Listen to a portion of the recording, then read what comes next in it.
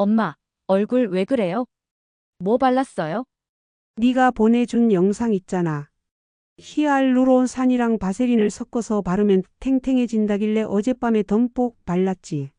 근데 아침에 얼굴이 이렇게 빨갛게 부었어. 헉, 그거 나도 아직 안 해봤는데요. 바로 따라 했다고요? 안녕하세요. 저는 40년 경력의 피부과 전문의 김종혁입니다. 요즘 SNS에서 떠도는 바세린 섞어 바르기 정말 믿고 따라해도 될까요? 잘못 바르면 피부가 망가지고 주름은 오히려 더 깊어질 수 있습니다. 오늘 이 영상을 끝까지 보시면 바세린의 잘못된 사용법은 물론 피부에 맞는 올바른 사용법까지 정확히 알게 되실 겁니다. 이야기를 시작하기 전 구독과 좋아요 버튼 눌러주세요. 여러분의 작은 응원이 저에게 큰 힘이 됩니다. 그럼 지금부터 바세린의 진실에 대해 자세히 알아보겠습니다. 요즘 SNS와 유튜브에서는 바세린이 마치 만능 화장품인 것처럼 소개되고 있습니다. 하지만 40년간 피부를 연구해온 의사로서 경고합니다. 바세린은 분명 좋은 제품이지만 잘못 사용하면 오히려 피부 노화를 가속화시키고 문제를 악화시킬 수 있습니다. 바세린은 석유계 원료에서 정제된 성분으로 피부 표면에 막을 형성해 수분이 증발하는 것을 막아줍니다. 하지만 이 특성 때문에 잘못 사용하면 피부에 독이 될 수 있습니다. 오늘은 현직 의사의 관점에서 바세린의 진짜 효과와 위험성, 그리고 올바른 사용법에 대해 알려드리겠습니다. 많은 분들이 바세린을 보습제라고 착각하고 계십니다. 정말 중요한 오해입니다. 바세린은 피부에 수분을 공급하는 보습제가 아니라 이미 피부에 있는 수분이 증발하지 않도록 막는 차단제입니다. 이 차이를 이해하는 것이 바세린을 올바르게 사용하는 첫걸음입니다. 피부 구조를 간단히 설명드리자면 건강한 피부는 각질층에 적당한 수분과 지질이 균형을 이루고 있어야 합니다. 바세린은 수분을 추가하지 않고 오직 외부로 빠져나가는 것만 막습니다. 마치 비닐봉지를 씌우는 것과 같은 원리입니다. 그렇다면 생각해 보세요. 만약 피부가 이미 건조한 상태라면 어떻게 될까요? 수분이 거의 없는 피부에 바세린을 바르면 그 건조함이 그대로 봉인되어 버립니다. 피부 속은 더욱 갈증을 느끼게 되고 장기적으로는 피부 자체의 수분 생성 능력이 저하될 수 있습니다. 제가 진료실에서 자주 보는 사례가 있습니다. 선생님, 바세린을 매일 발랐는데 피부가 더 건조해진 것 같아요. 이런 환자분들의 피부를 자세히 살펴보면 표면은 반들반들하게 기름기가 있는데 그 아래는 극도로 건조해진 상태를 발견하게 됩니다. 이것이 바로 바세린의 오용으로 인한 봉인된 건조함 현상입니다. 또한 바세린은 그 분자 구조 때문에 피부 속으로 흡수되지 않습니다. 석유에서 추출한 탄화수소, 화합물로 분자량이 커서 표피에만 머물러 있게 됩니다. 이것은 장점이자 단점인데 흡수되지 않기 때문에 알레르기 반응은 적지만 피부 깊숙이 영양을 전달하는 역할은 전혀 할 수 없다는 뜻이기도 합니다. 의학적으로 바세린은 석유계 탄화수소로 분류됩니다. 1859년 석유 시추 과정에서 발견된 이 물질은 본래 기계 윤활유로 사용되었습니다. 피부과에서는 주로 상처 치료나 수술 후 보호막으로 제한적으로 사용하는 성분이지 일상적인 스킨케어의 핵심 성분으로 권장하진 않습니다. 자, 그럼 이제부터 정말 중요한 이야기를 해볼까요? 요즘 SNS에서 유행하는 바세린 섞어 바르기 방법들 들어보시거나 따라 해보신 적 있으신가요? 잘못 사용하면 주름은 더 깊어지고 피부는 더 약해질 수 있습니다. 지금부터 왜 그런지 의학적 관점에서 하나씩 차근차근 알려드릴게요. 첫 번째 잘못된 사용법은 히알루론산 세럼과 바세린을 섞어서 한꺼번에 바르는 방식입니다. 요즘 SNS에선 이 두 가지를 손바닥에서 섞어 수분 폭탄 크림처럼 만들어 바르면 피부가 탱탱해진다고들 하죠. 하지만 이건 피부과 전문의 입장에서 보면 정말 위험한 오해입니다. 히알루론산은 공기 중 수분을 끌어당기는 성질이 있는데 바세린과 섞이면 그 특성이 완전히 무력화됩니다. 왜냐하면 바세린은 피부 위를 밀폐해버려서 히알루론산이 바깥에서 수분을 끌어올 기회를 완전히 차단해 버리기 때문입니다. 결국 히알루론산은 피부 안쪽에 수분만 끌어당기게 되고 피부는 오히려 더 건조해질 수 있습니다. 겉보기엔 촉촉해 보이지만 속은 점점 말라가는 거죠. 다음 두 번째, 레티놀과 바세린을 섞어 바르는 경우입니다. 레티놀은 피부 깊숙이 흡수돼야 제대로 작용하는 성분입니다. 콜라겐 생성을 도와주고 세포 재생도 촉진하죠. 레티놀은 자극 성분이기 때문에 섞어 쓰면 피부 표면에 머물러 버리고 흡수되지 못한 채 자극만 지속될 수 있습니다. 이런 경우 피부 속은 도움을 받지 못하고 겉은 붉어지고 따가워지며 주름은 더 깊어질 수 있어요. 실제로 제 환자 중 한 분이 레티놀 세럼에 바세린을 섞어 매일 밤 사용하셨는데 2주 만에 피부가 빨갛게 달아오르고 눈에 띄게 건조해졌습니다. 자극이 계속된 나머지 그분의 피부는 오히려 더 민감해지고 주름이 깊어졌죠. 레티놀은 따로, 바세린은 따로 써야지 함께 섞는 건 절대 추천드리지 않습니다. 세 번째는 달팽이 크림이나 재생 크림과 바세린을 섞는 경우도 흔히 보입니다. 회복력이 좋아진다, 탄력이 올라간다는 말만 듣고 따라하시는 분들이 많은데요. 이런 재생 성분은 피부가 스스로 숨을 쉴 수 있을 때 제대로 작용하는 겁니다. 그런데 바세린을 섞어 바르면 그 숨통을 틀어막게 되죠. 세포 간 교류가 차단되고 재생 속도가 떨어지게 됩니다.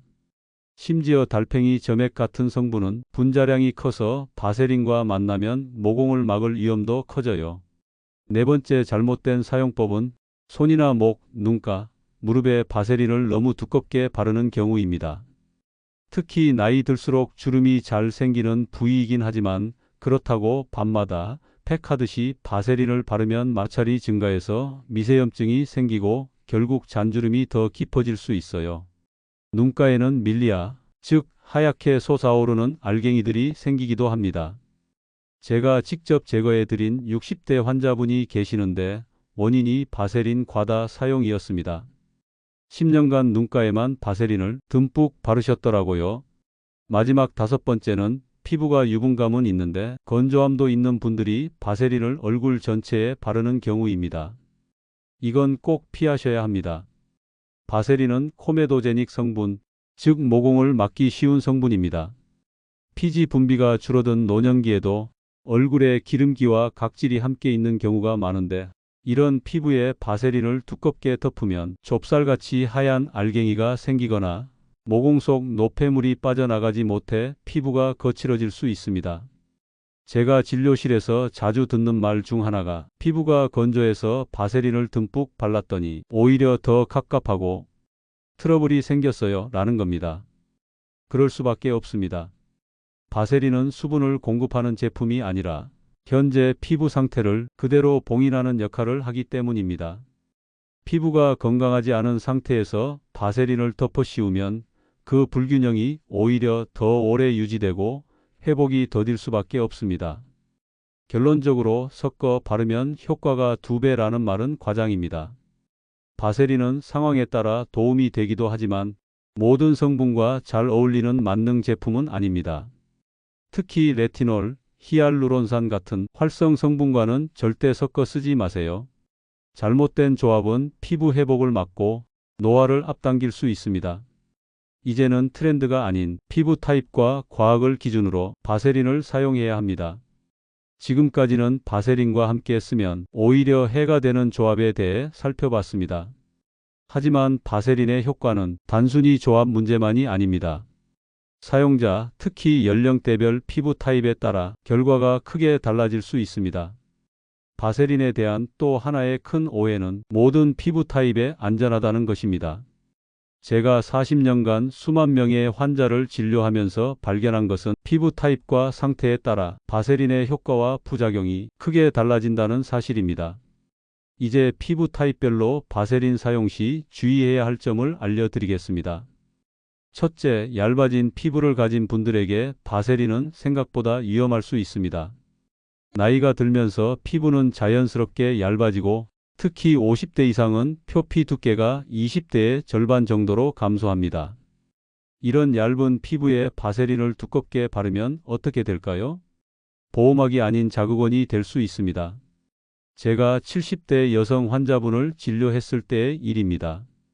그분은 얼굴이 건조해서 밤마다 바세린을 두껍게 발랐는데 2주 만에 피부가 붉어지고 따가움을 호소하셨습니다. 검사 결과 얇아진 피부가 바세린의 무게와 밀폐성으로 인해 스트레스를 받고 있었습니다. 이처럼 얇은 피부는 바세린의 무게마저 부담이 될 수 있어 매우 얇게 바르거나 특정 부위에만 조금씩 살짝 찍어 바르는 정도로 사용하셔야 합니다. 둘째, 아토피성 피부나 만성 건조증이 있는 분들은 더욱 신중해야 합니다. 이런 피부는 이미 피부 장벽이 손상되어 있어 외부 자극에 더 취약합니다. 바세린이 단기적으로는 증상을 완화하는 것처럼 보일 수 있지만 장기적으로는 피부의 자연 회복 능력을 저하시킬 수 있습니다. 의학 저널에 발표된 연구에 따르면 아토피 피부를 가진 분들이 바세린 같은 기름막 제품을 계속 바르면 피부에 있는 좋은 균들의 균형이 깨질 수 있다고 합니다. 그 결과로 피부가 더 가렵고 쉽게 염증이 생길 수 있습니다. 그래서 아토피가 있으신 분들은 바세린보다는 피부 보호막을 회복시켜주는 제품을 사용하는 것이 더 좋습니다. 약국에서 파는 세라마이드나 판테놀이 들어있는 로션이 그런 제품입니다. 셋째, 혈액순환이 약한 분들에게 바세린은 오히려 오염막이 될 수 있습니다. 노화나 당뇨, 심혈관 질환 등으로 혈액순환이 감소한 피부에 바세린을 두껍게 바르면 피부 호흡과 신진대사가 방해받을 수 있습니다. 제가 당뇨 환자분을 진료할 때 자주 볼 수 있는 현상입니다. 발과 다리가 건조해서 바세린을 매일 바르는데 오히려 피부 표면의 각질이 더 두꺼워지고 갈라짐이 심해지는 경우가 많습니다. 이는 바세린이 피부 호흡을 방해하고 각질 제거를 막아 노폐물이 쌓이기 때문입니다. 이런 분들은 약국에서 파는 피부를 부드럽게 해주는 크림을 먼저 바르시고 그 위에 바세린을 아주 얇게 덧바르시는 걸 추천드립니다. 넷째, 노인분들도 바세린 사용 시 알레르기 반응이 생길 수 있다는 점을 기억하세요. 바세린은 알레르기 반응이 거의 없다는 말이 널리 퍼져 있지만 이는 완전한 사실이 아닙니다. 피부가 예민해지고 면역 기능이 약해진 노인분들은 석유계 성분에 민감하게 반응할 수 있습니다. 연구 결과에 따르면 65세 이상 환자 중 약 8%가 석유계 제품에 경미한 자극 반응을 보였습니다. 특히 입술이나 눈가 같은 민감한 부위에 바르면 더 흔히 나타납니다. 따라서 노인분들은 처음 바세린을 사용할 때 반드시 패치 테스트를 해보시고 바세린이 맞지 않으시는 분들은 자연에서 나온 보습 성분이 들어간 크림을 써보셔도 좋습니다. 예를 들어 양털 기름에서 나온 성분이나 열대나무에서 추출한 크림 같은 게 그런 제품입니다. 약국이나 마트에서 천연 보습 또는 자극 없는 크림이라고 적힌 걸 고르시면 됩니다. 지금까지 바세린의 위험성과 주의사항에 대해 말씀드렸는데 이제는 바세린을 어떻게 현명하게 사용할 수 있는지 알려드리겠습니다. 바세린은 잘 사용하면 분명 피부에 도움이 될 수 있습니다. 40년 경력의 피부과 의사로서 추천하는 안전한 바세린 사용법을 소개합니다. 첫째, 바세린은 반드시 수분 크림이나 앰플을 충분히 흡수시킨 후 아주 얇게 덮어주세요. 이것이 가장 중요한 원칙입니다. 바세린은 수분을 공급하지 않기 때문에 반드시 수분 제품을 먼저 바른 후 사용해야 합니다. 제가 환자분들에게 항상 알려드리는 동전 법칙이 있습니다. 10원짜리 동전 크기의 바세린을 손바닥에 덜어 체온으로 녹인 후 얼굴 전체에 매우 얇게 발라주세요. 손가락으로 두드리듯 발라야지 절대 문지르면 안 됩니다. 바세린이 피부에 보이지 않을 정도로 얇게 발라야 부작용 없이 수분 증발만 막을 수 있습니다. 둘째, 가능하면 바세린은 밤에만 소량 사용하고 낮에는 피하는 것이 좋습니다. 밤이 되면 피부는 회복 모드로 전환됩니다.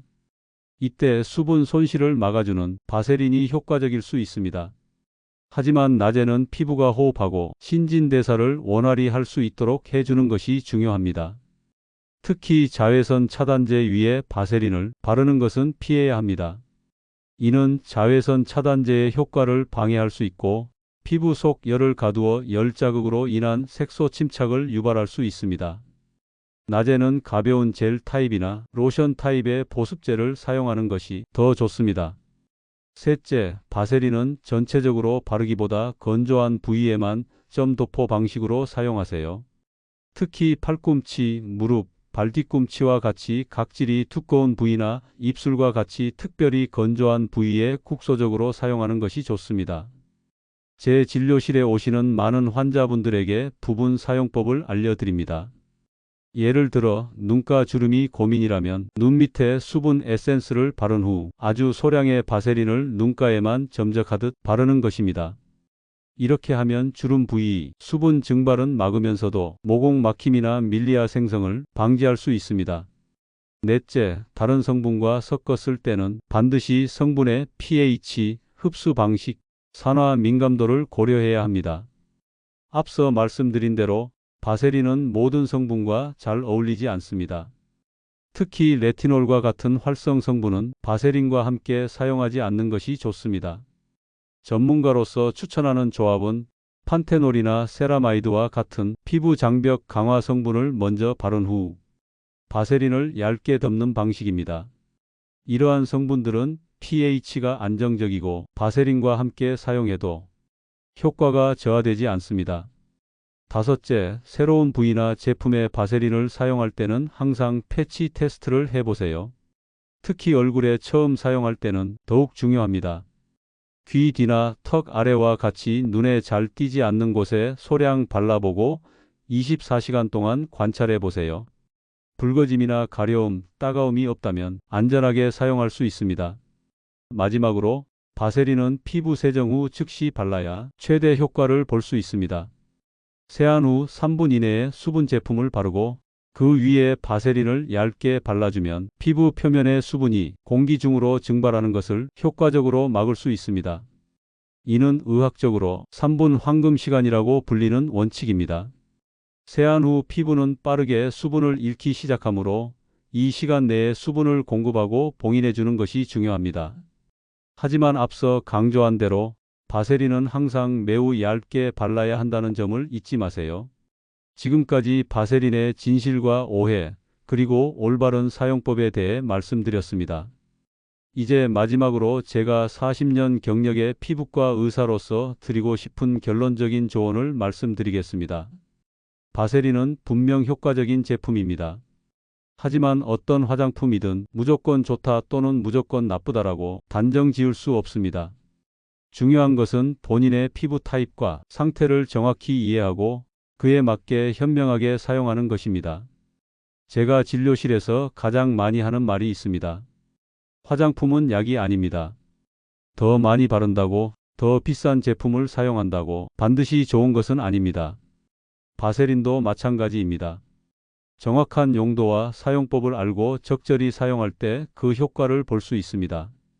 SNS나 유튜브에서 유행하는 바세린 섞어 바르기, 바세린 혼합법 같은 방법들이 모든 사람에게 맞는 것은 아닙니다. 피부는 사람마다 다르고 심지어 같은 사람이라도 계절과 환경, 나이에 따라 달라집니다. 따라서 트렌드를 맹목적으로 따르기보다는 본인의 피부 상태에 맞게 조절하는 지혜가 필요합니다. 제가 특히 강조하고 싶은 것은 바세린이 절대 만능 제품이 아니라는 점입니다. 바세린은 단지 수분 증발을 막아주는 역할만 할 뿐, 노화 방지나 미백, 영양 공급 등의 기능은 전혀 없습니다. 따라서 다양한 기능성 화장품과 함께 보조적으로 사용하는 것이 바람직합니다. 마지막으로 피부 관리에서 가장 중요한 것은 일관성과 적절함입니다. 아무리 좋은 성분이라도 과도하게 사용하면 피부에 부담을 줄 수 있습니다. 바세린도 마찬가지입니다. 필요한 부위에 필요한 만큼만 사용하는 것이 건강한 피부를 유지하는 비결입니다. 혹시 바세린을 사용하면서 효과를 보셨거나 오히려 문제가 생긴 경험이 있으신가요? 댓글에 여러분의 경험을 남겨주시면 다른 분들에게도 정말 귀중한 정보가 될 겁니다. 여러분의 건강한 노후를 위해 저희 노후지혜TV가 항상 함께 하겠습니다. 이 영상이 도움이 되셨다면 구독과 좋아요 버튼을 꼭 눌러주세요. 건강한 습관으로 10년은 더 젊게 20년은 더 행복하게 사는 그날까지 노후지혜 TV였습니다. 감사합니다.